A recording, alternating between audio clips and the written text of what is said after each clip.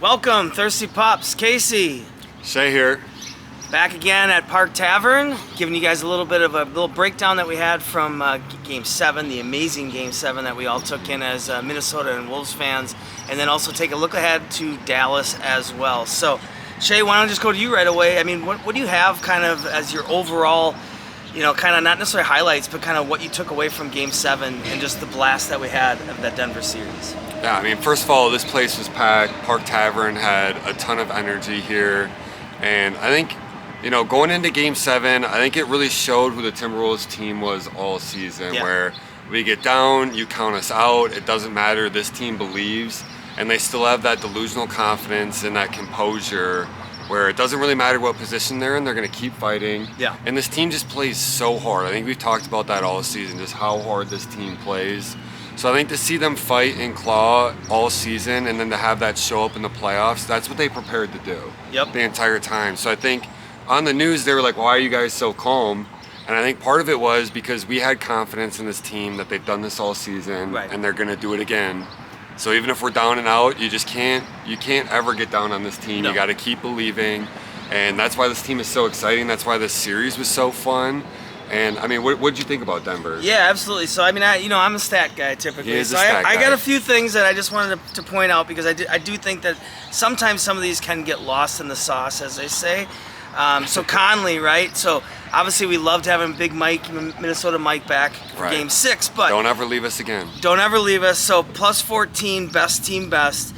He had obviously 3 huge threes, was 3 for 5. 2 of them coming in the second half with the shot clock running down. So just massive shots, 8 rebounds. At one point, our little point guard was leading the team in rebounds, and then Cat moved up Little Mikey to 12. might be Big Mikey now. Exactly. He might be Big Mikey now. Only 7 turnovers was huge, especially when you're down 15 and a half. And what I loved about that stat is that if you go back to Game 6, they only had 6 turnovers. So they were starting to take control of the basketball and not give it away already in Game 6, and that was a good habit into Game 7. 30 free throws. Ant only had 2 of them. So if I told you 30 free throws, you'd be like, oh, Ant probably went to the line 10 times. Jaden 6 for 7, Rudy 7 for 9, Cap 6 for 6. Yeah, Rudy surprised us with those. Plus the turnaround jumper, you knew he had to make his free throws. Exactly. So I had, Cat was 7 of 8 inside the arc. He was 1 for 6 from 3. But obviously we all know of how amazing Cat played. His quick decisions on offense, the double teams were coming, making the right passes, making the right plays, and so on and so forth. His defense too on the other side of the ball. I think you got to bury that narrative. You can't come at us anymore saying Cat's not a defender. Because he just went against Jokic, the best offensive player in the world. And he gave him problems. So in all series, he was the most consistent defender, and then it would go from Cat to Naz, and then to Rudy. So hats off to Cat. And then lastly, just 2 other quick ones.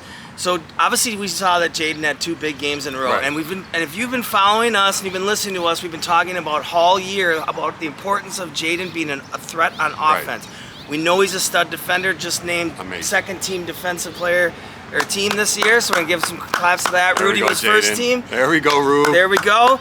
But 2 huge games in a row. Wolves now are 4-2 in the playoffs when Jaden shoots 50% or better, and that was a stat that I talked about all year because the Wolves were 34-9 when Jaden shot 50% or better. Now, real quickly, in layman's term, it doesn't matter if he's taking 8 shots, 4 shots, 6 shots. He's diving to the basket, he's hitting corner threes, he's hitting the offensive glass, for putbacks, and he's getting to the free throw line. And that just is adding to our offense efficiency.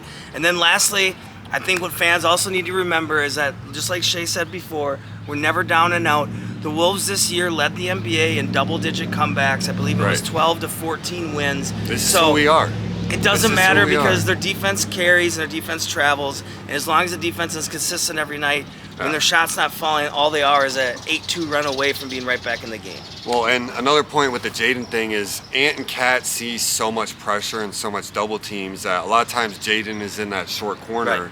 So if Jaden can get going and be that offensive threat, that takes so much pressure off of our main ball handlers and facilitators where they can no longer double. And I think also having Mike Conley back where we saw Ant get doubled so much, when he's hitting the late threes and he's getting us into our sets, that takes a lot of pressure off the double teams as well. So, and that's part of the reason why when Jaden has that offensive game, then that unlocks everyone else So he is, I think, Ant, you, me, we've all said it. Jaden is the X factor on how far this team can go. Yep. And I think having 2 games like that really builds his confidence. And now as we go into this Dallas series, he's going to have some interesting matchups where we've seen Jaden guard Kyrie, we've seen him guard Luka. He might even be on PJ Washington. We don't know what's going to happen, but Dallas made a couple moves in this offseason. Or in the trade deadline. In the trade deadline where they picked up PJ Washington and Gafford, making them a lot bigger, a lot more athletic. Yep. What do you think about this Dallas series? Is there any mismatches or is there any advantages with the Wolves that you see? Well, I mean, we have the height and we have obviously the athletic bigs, right? I mean, you have 2 7-footers, Cat and Rudy. You got Nas, who's 6'9", 6'10", but to all accounts is like a 7-footer that basically has the handles and the skills of a 3, right? So big guard. Exactly, small forward. So I think what's going to be very interesting is how Dallas, actually it's more of Dallas, how they're going to try to go against our bigs. So, are they going to say, hey, we're going to try to play PJ Washington on Rudy and we're going to put Lively on Cat, or vice versa, maybe Lively on Rudy? Or are they going to say, hey, like we keep getting, Cats shooting right over the top of our guys. We need to bring Gafford out and play 2 bigs. Now we have to take either Derek Evans or Washington off the court. Now they lose some scoring, right? And some outside shooting. Evans has been shooting lights out for a guy that doesn't typically shoot that well. Right. At least what I've seen in these last 2 series, and PJ Washington obviously has a lot of confidence now. He's been playing like a Hall of Famer. Right. I don't know where that came from, but... He's not on the Hornets is where it came from. Right. He got off the Hornets and he became a Hall of Famer, but same kind of thing, like Aaron Gordon was hitting threes and played like he was a Hall of Famer against us, but we were still able to outlast that in the last series. Where I think we're so deep and we have the versatility to go big, we can match up with you, or we can go small and create mismatches across the board. And what's interesting with both the Suns, Denver, and now Dallas, I think our biggest difference is our depth. I think we've gone against teams that maybe have more star power than us, but when you get to the playoffs and it's been a long season, I think we look a little fresher and we can rotate more guys in. So all of a sudden, Jaden's coming out and Nas coming in. Right. It almost feels like you're going against the same guy defensively. So you don't get a break. You don't get any mismatches there. So I think our versatility and depth carries us through another series here. And we're not going to get into this play Rudy off the court narrative. But what I do think that very well could happen a little bit at times during this series is there could be just a little bit longer stretches of Rudy sitting, and you running with a Cat and Nas type of lineup, or even like a Cat and slow-mo, or Cat or Nas and slow-mo type of lineup, to get more shooting, more spacing on the court, especially if you're already kind of controlling the glass and they're not getting to the cup. Is Rudy turning into a shooter? But Rudy could be turning into a shooter. He might be shooting threes this series. We don't know yet. So I think that's just kind of a quick little jump into the Mavericks series. I also think as Wolves fans, please, enjoy taking this moment. I know we're going to live game by game now, but on these days, on off days, text a buddy, text a high school basketball teammate, text your family, see what they think about the Wolves. Just talk Wolves and enjoy this moment, because this is so foreign and new to us that we also need to kind of stop and enjoy it, and we can't just all of a sudden get to the end of the season. Welcome the bandwagons and the new fans let too, them in. Because if that means more money is being spent in the city to support small businesses, a bigger championship parade, I think it only means more for the team, and players want to. It means more for the state. Players are going to want to play here. They're going to see the atmosphere of what's going on. So whether you've been a Fairweather fan, whether you've given up on this team, we're going to accept the bandwagon people, because you're welcome at Park Tavern. Yeah, you're welcome. If no one else accepts you as a bandwagon fan, you come here. You're we'll thirsty welcome pups you in. now. You're a thirsty pup. So with that, I think we're excited for the Dallas series. I think we're confident. My prediction is that I'm going to go Wolves in 5. I think it's going to be a gentleman's sweep. I think that could be aggressive in some people's mind. But I think with how they've been playing, I don't see this going to 6 or 7. I don't see Dallas being a huge threat to us. Now, can things go differently? Absolutely.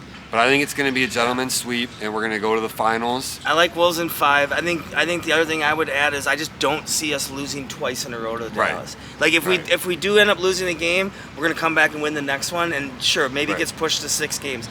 But you're not going to run into this where all of a sudden you lose to Denver 3 in a row, and then fans are like, uh-oh, when's the meltdown happening? Because it never did happen. Well, and Doncic looks a little banged up. He doesn't look like he's 100%. So maybe the same issues with Jamal Murray. But at the same time, we were 3-1 against Dallas in the regular season. Now they got a little bit more of a revamped team, Right. but we've shown that we can guard their Luka, and we can give Kyrie problems. Right. And they haven't really shown that they have anyone that can guard Anthony Edwards. Right. So they're going to have some issues to deal with. Yeah, they're going to probably throw a lot of different defenders at him, and obviously Right. potentially try to throw double teams at him. But I think what they've probably have seen now reviewing the tape is Phoenix tried it, Denver tried it, and Ant just keeps making the right pass. Right. He doesn't get flustered. He doesn't just jack 30-foot threes because he's mad. His trust in his teammates to get that ball out right now is destroying defense. Correct. So Shay, with that being said, why don't you kind of fill everybody in on what we're looking at, not only tomorrow, but Friday, Sunday, Tuesday, here at Park Tavern for more watch parties. So for this Dallas series, we're going to be at Park Tavern for every game starting Wednesday. I believe the tip-off is at 7:30. Correct. We're here 7:30.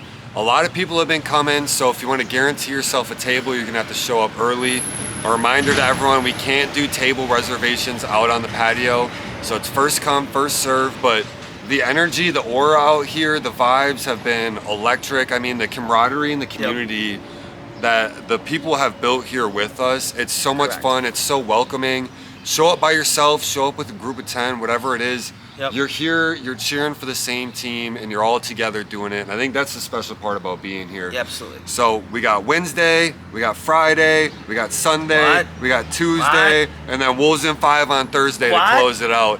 And if we keep going, I think then it's back to Saturday and then Monday. I think so, something along those lines. So I mean, I think and then obviously too, you can obviously always stay in touch with us on our Facebook group, which is Thirsty Pups Watch Parties.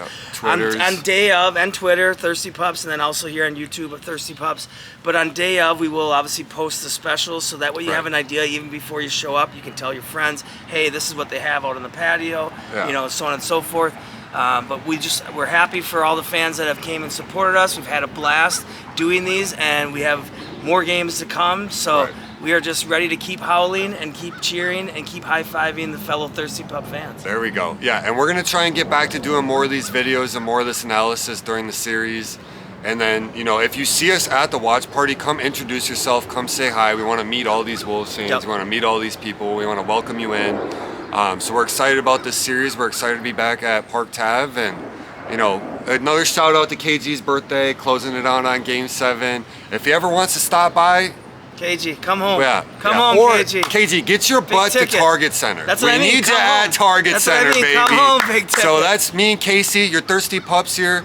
We'll see you Wednesday night for Game 1, and then we'll go from there. Yep, go Wolves. So go Wolves, baby.